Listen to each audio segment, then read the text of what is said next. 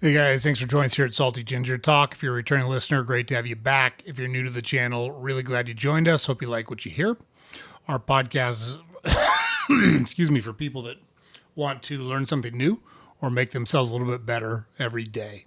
And today, we're going to give you 5 reasons why you need to learn to embrace change. And we're also going to give you 5 tips on how to do it.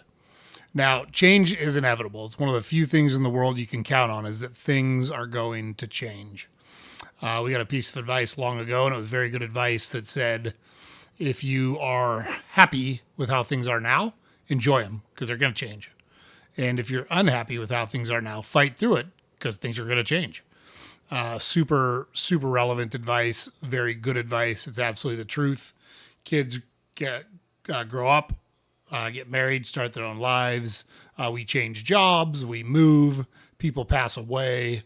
Our circumstances are kind of continually changing, and the world is changing around us. So for those of us of a certain age, I'm 53, I can remember what it's like to not have a cell phone, to not have, we even had one phone line. You called and it was busy. You get a beeping tone, and tough luck, you got to call back because somebody else was on the phone. That's how it was. I remember what it's like not to have a VCR. I remember what it's like not to have a microwave. That's how old I am. There's people older than me that have different memories of things that exist now and we take for granted that just didn't exist. So the world is constantly, changing around you. And you got to learn to embrace it and make the most of it. Personal example, my wife and I, for a couple of years, we had a small apartment in downtown Cleveland, and we loved it. However, but let's just stay on that for a second. We were a block or two from the baseball field, a block or two from the basketball stadium. We could walk anywhere. There was restaurants. There was always something to do. We loved a lot of it. However, we have 3 boys, and it was maybe a 900 square foot apartment, 1 bedroom. There was nowhere to have family gatherings. It was very difficult to have a pet, and we have a dog that we absolutely love now, and we couldn't have had that dog if we were still in the apartment. So things change, and you've got to learn to embrace the change and change with them. Now, we gave up some of the things we really liked, but we got some things that we really liked too. And that's the way life works.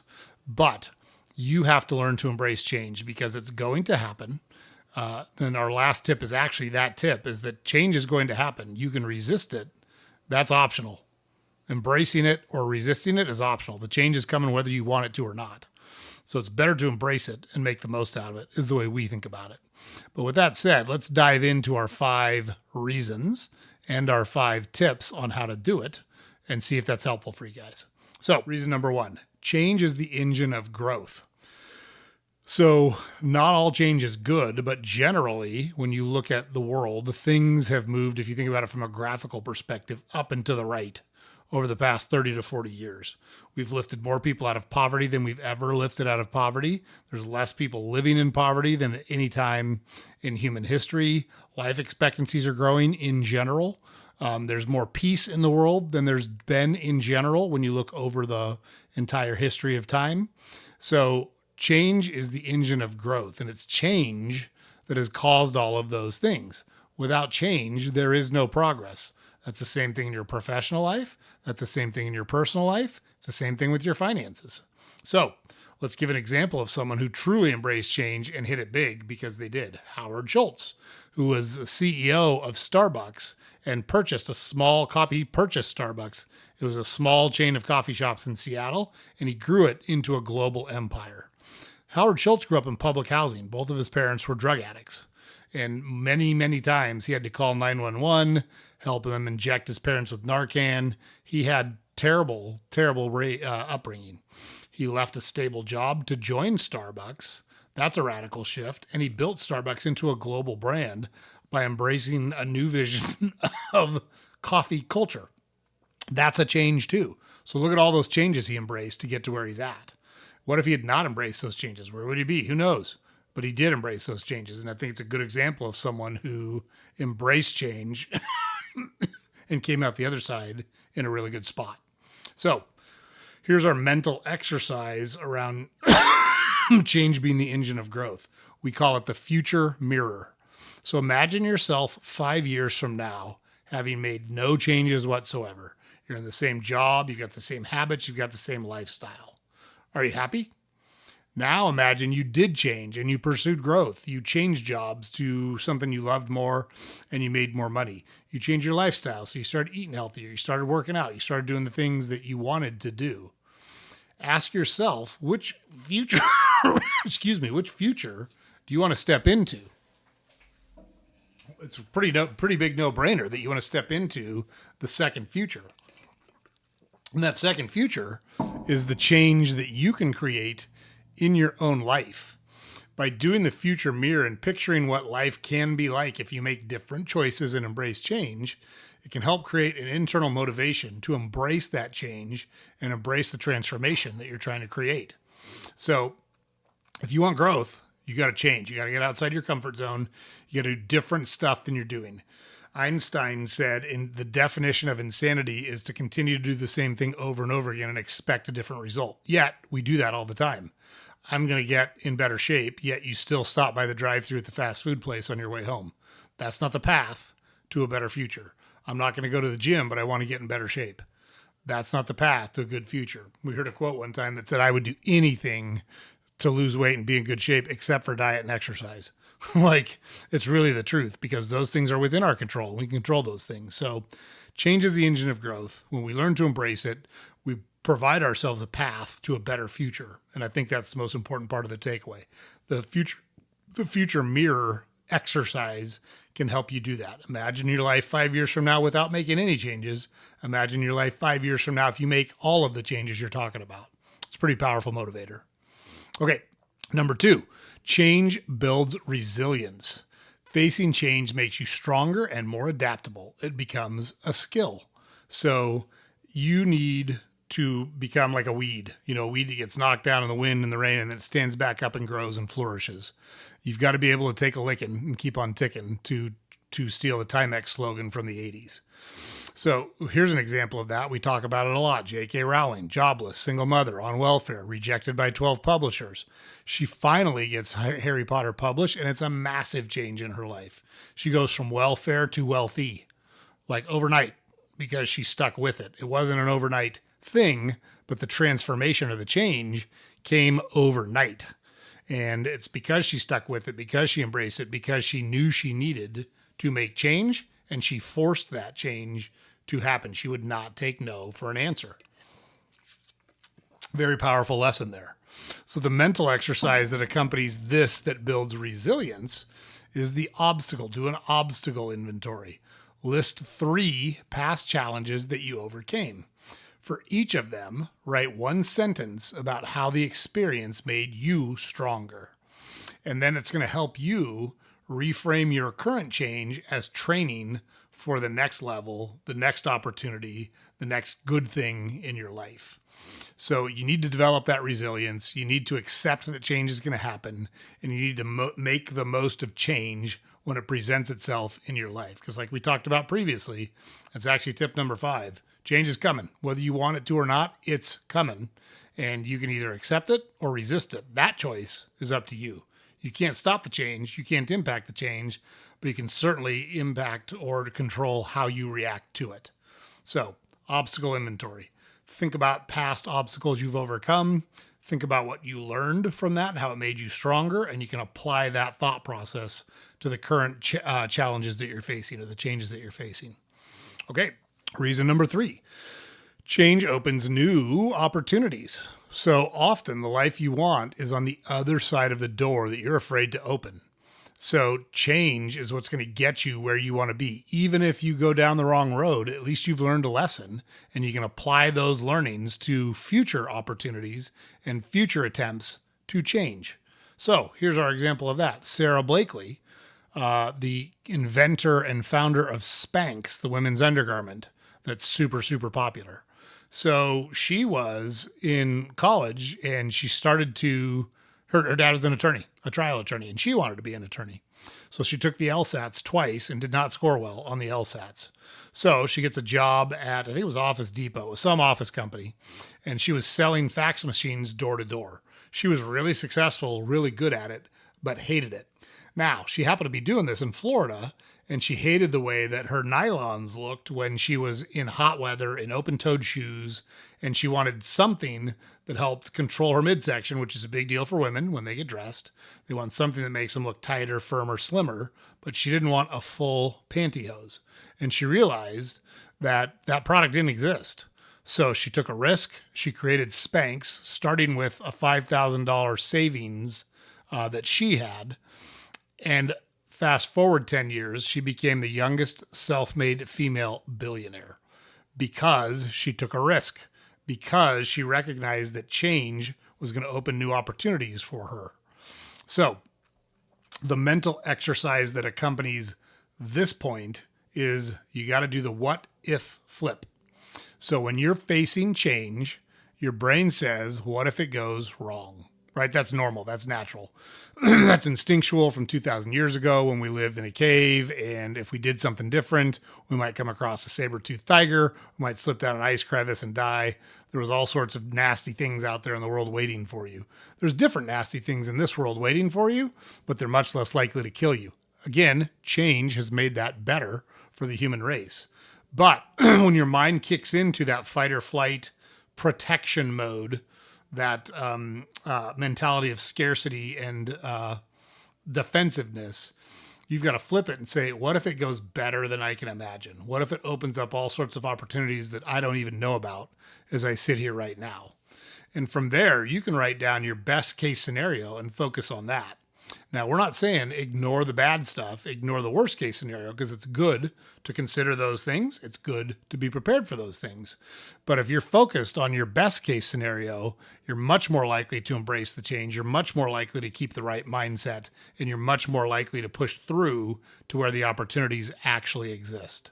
So Sarah Blakely is interesting. You should do a little research on her and look her up. She is a self-made person, a hustler, and her path is pretty interesting to read if you have the desire to do so. So, okay. Reason number 4 to embrace change. Change forces clarity on what matters.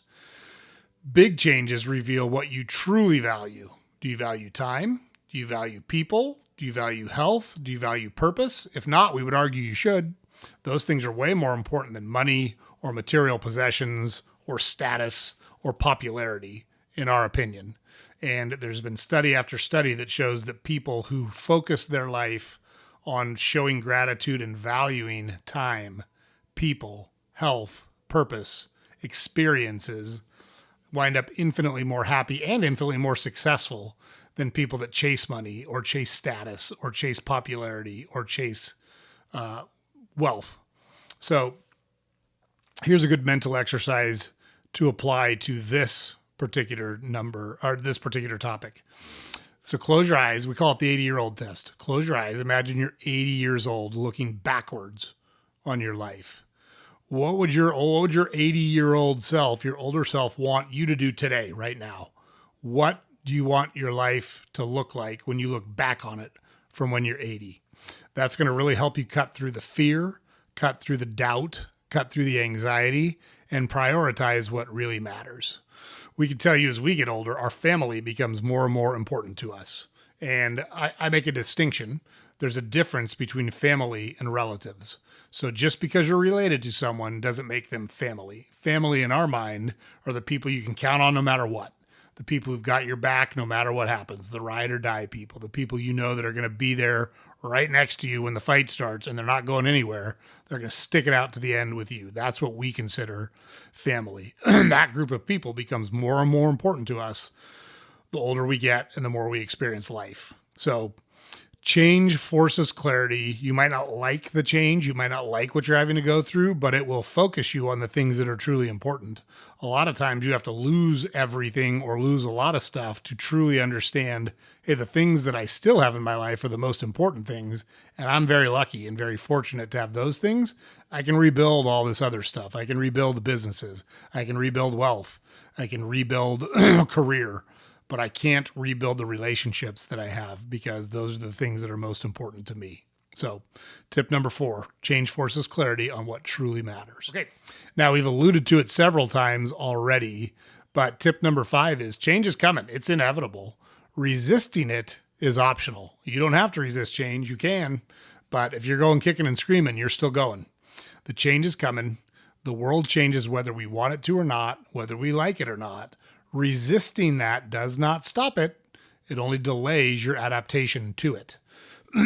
So you think about the Industrial Revolution at the end of the 19th century, and when people were moving from agrarian rural areas into cities and into manufacturing jobs and into more modern culture. So that raised a whole bunch of people out of poverty. It gave them spare time that they'd never had before. Because when you're kind of subsistence farming or subsistence existing, there's always work to do. You got to chop wood. You got to kill food. You got to gather food. You got to make sure that your shelter is in the right condition for the winter. You got to keep a fire going. You got to help keep your kids healthy.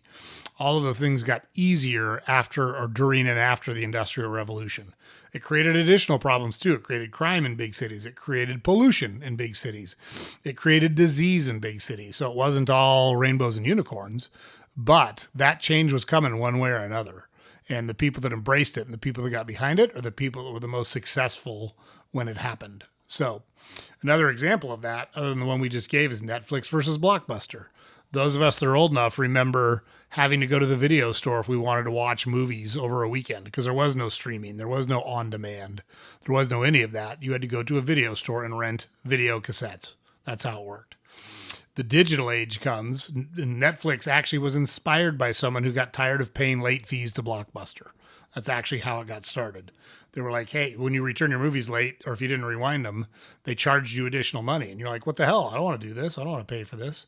So Netflix came up with streaming and said, what if I didn't have to leave my house to do this stuff? Netflix embraced it. Blockbuster resisted it. There's exactly one Blockbuster left somewhere in Oregon. I think it's Bend, if I remember right. Netflix is still growing and still thriving.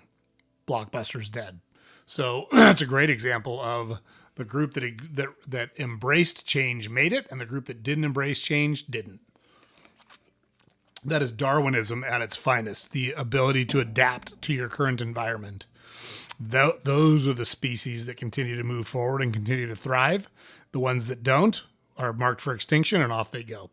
So the mental exercise you can do for this one, you got to sort out what you can and can't control. So we're going to call it control the controllables. You're going to make two columns, and column A is going to be everything that you don't have control over. You don't have control over the technology that's sweeping the world. You don't have control over a lot of social trends that are happening. You don't have control over a lot of those things. And then column B is going to be what you do have control over. You control what you eat. You control how you exercise. You control how you spend your time. You control what's important to you and what's not important to you. And then you're going to focus all of your time and energy on only column B. Column A is useless because you can't control it anyways. Don't waste any time, any effort, any money, any emotional capital on column A, because it's out of your control anyways. And then once you sort that out and you're able to lock in and be crystal clear focused on column B, it's going to make a huge, huge difference in your life. It rewires your brain to move with change instead of against it. And it's a great place to be. So that's a really valuable exercise. Okay, so those are our 5 reasons. Let's recap them real quick. Reason number 1, change is the engine of growth. Reason number 2, change builds resilience. Reason number 3, change opens new opportunities. Reason number 4, change forces clarity on what matters. And reason number 5 is change is inevitable, but resisting it is optional. And change is not something to fear. Change is something to leverage. You want to find the good in the change and leverage it, because that's where the opportunity lies to make your life better. So a good way to start this is just to pick one of the 5 mental exercises we gave you and try it today. Try it on something in your life that's changing. Maybe you're changing careers. Maybe you're changing relationships. Maybe you're moving. Maybe you have something else going on in your life that's going to create a big change. You can use these 5 mental exercises to help you embrace that change and make the most of it. So we hope that's helpful, guys. It's super important. Change is inevitable. Resisting it is optional. Let's make up our minds that we're going to embrace change. We're going to make the most of it when it presents itself to us, because we're going to wind up in a much better spot if we do embrace it than if we fight it. Okay, so James puts it up over here every day. Head over to our website, saltygingertalk.com. All of our podcast episodes are there. All of our social media links are there. We publish a newsletter every weekday you can subscribe to on our website. And please, please, please like, comment, subscribe, share our podcast on whatever platform you consume it on. Super helpful for us. Get the message out in front of more people, build the community, and help people take control of their lives, build better lives, and build the lives that they want instead of kind of going with the flow and crossing their fingers and hoping good things happen to them. All right, guys, that's it. I hope everyone has a great rest of the week. We will see you guys on the next episode.